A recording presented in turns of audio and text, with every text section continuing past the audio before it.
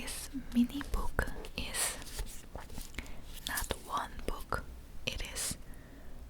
There are two versions here inside. There are Korean version and English version of Beauty and the Beast. I hope I can read you the both versions if I have the time.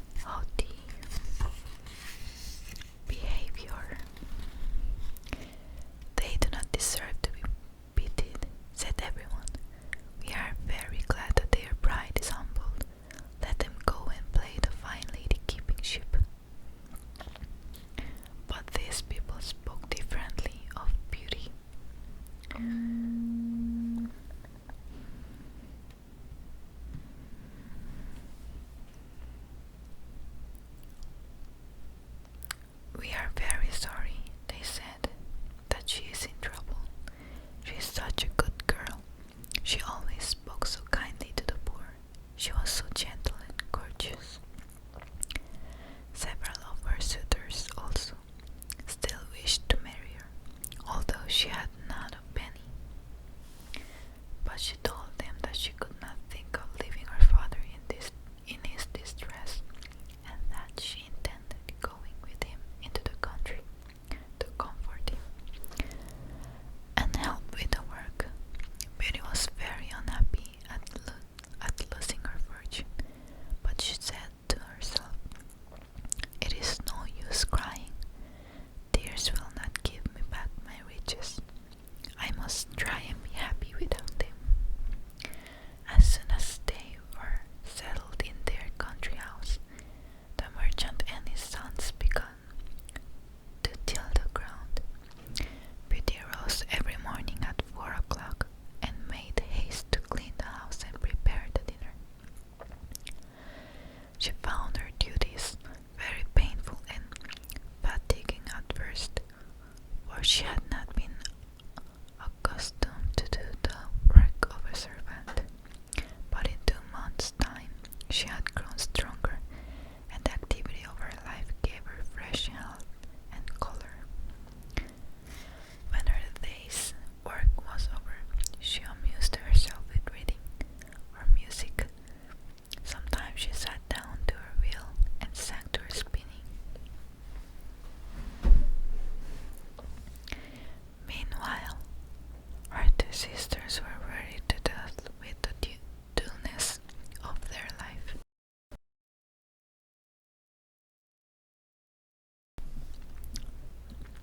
They stayed in bed till 10 o'clock, did nothing all day but saunter about, and for their only diversion, talked with regret of their former fine clothes and friends.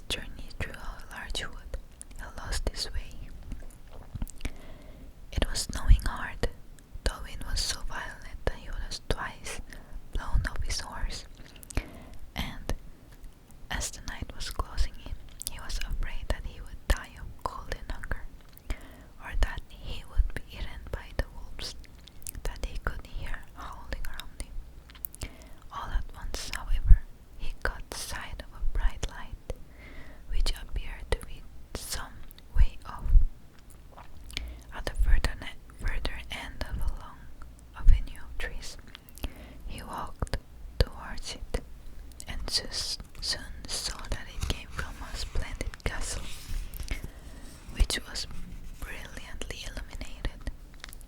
The merchant thanked God for the help that had been sent him, and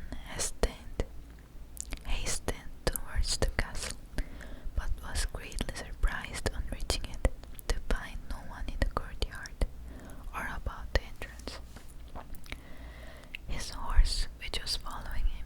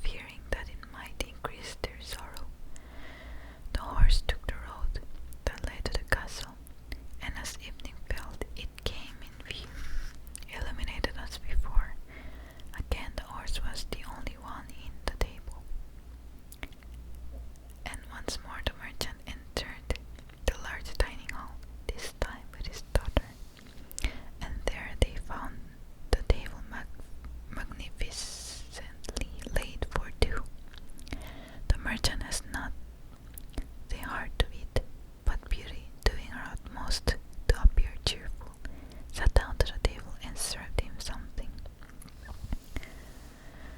Then she said to herself, "The beast wants to fatten me before he eats me, since he provides such good cheer."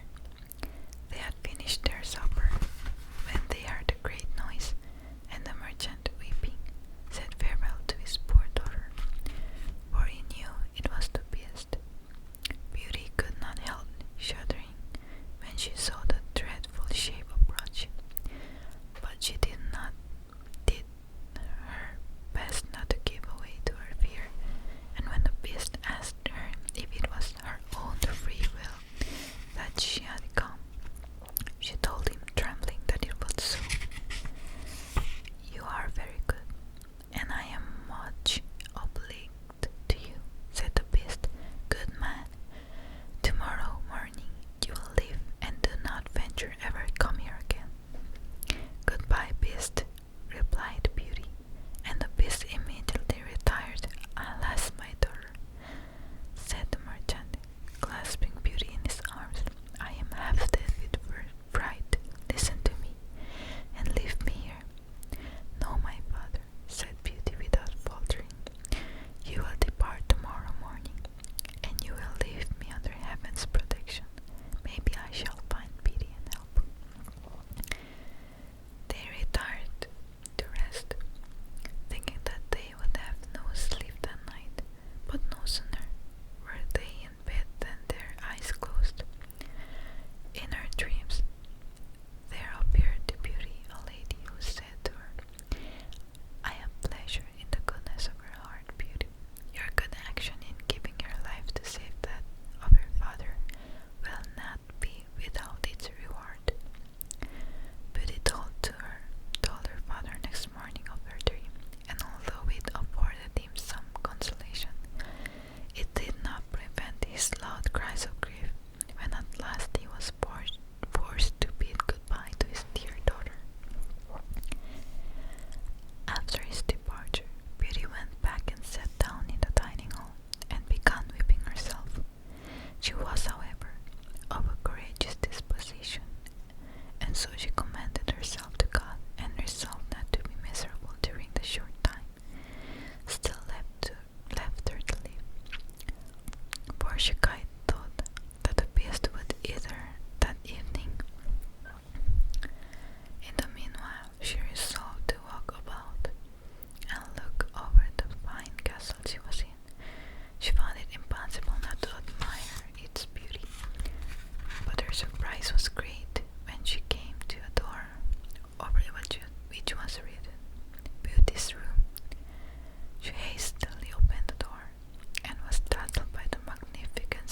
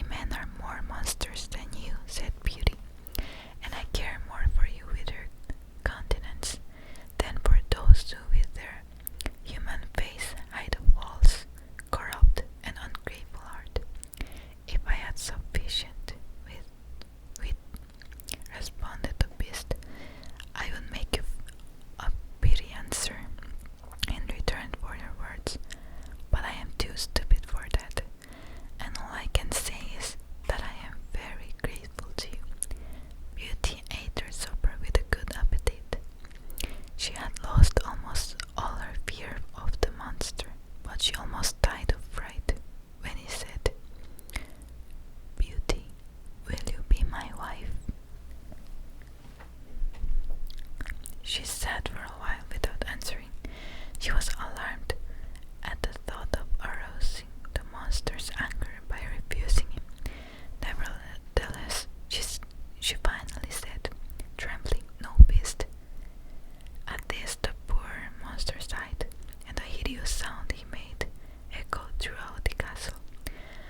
But Beauty was soon reassured, for the beast, after sadly bidding her adieu, left the room, turning his head around from time to time to look at her again. A strong feeling of compassion for the beast came over Beauty when she was left alone. "Alas," she said, "it is a pity he is so ugly, for he is so good."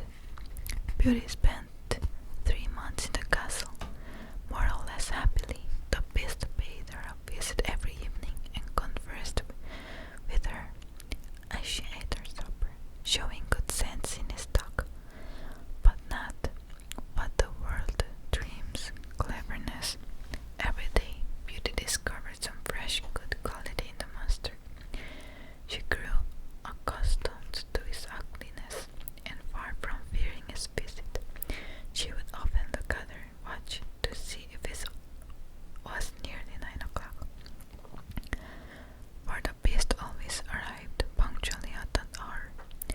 There was only one thing which caused distress to Beauty, and that was that every evening before retiring, the monster asked her if she would be his wife, and always appeared overcome with sorrow at her refusal. One day, she said to me, "You grieve me, beast. I wish it were possible for me to marry you, but I am too truthful to make you believe that such a thing could never ever happen. I shall always be your friend. Try to satisfy with that." "I suppose I must," responded the beast. "I know I am horrible to look upon, but I love you very much. However, I am but too happy that you consent to remain here. Promise me that you will never leave me." The color came into Beauty's face. Her mirror had shown her that her father was ill with the grief of losing her, and she was hoping to see him again. "I would promise without hesitation never to leave you," said the Beauty to me, "but I do so long to see my father again that I shall die of sorrow if you refuse me this pleasure. I would rather die myself," said the monster, "than give you pain. I will send you home to your father. You will stay there, and your poor beast will die of grief at your absence."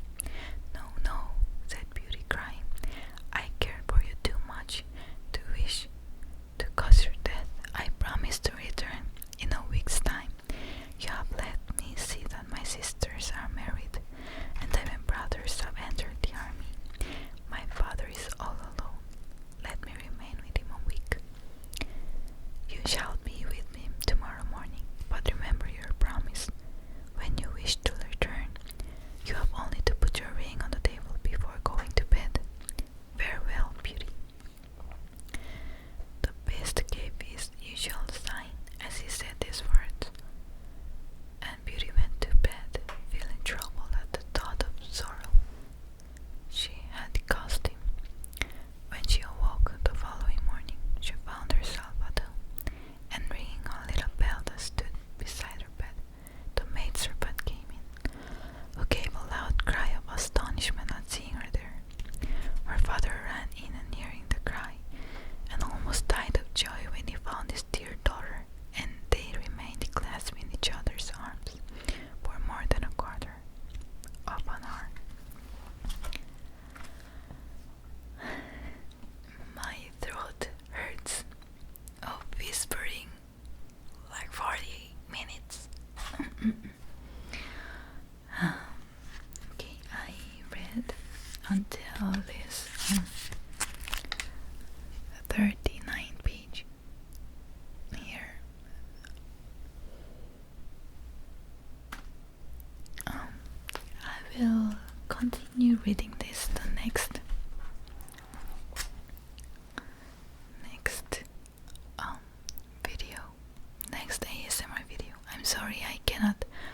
finish reading this book because my throat began to hurt. I'm so sorry. This whispering thing is really bad for your throat if you do this really long time. So this is Beauty and the Beast English version part 1, and I will finish you this book in part 2. So thank you for watching my video again, and I hope you guys enjoyed this Beauty and the Beast story part 1. I'm sorry I couldn't finish reading this book. I hope you guys enjoyed and are asleep. Are you guys falling asleep already? Oh, good night everyone. Thank you for watching again. Bye bye.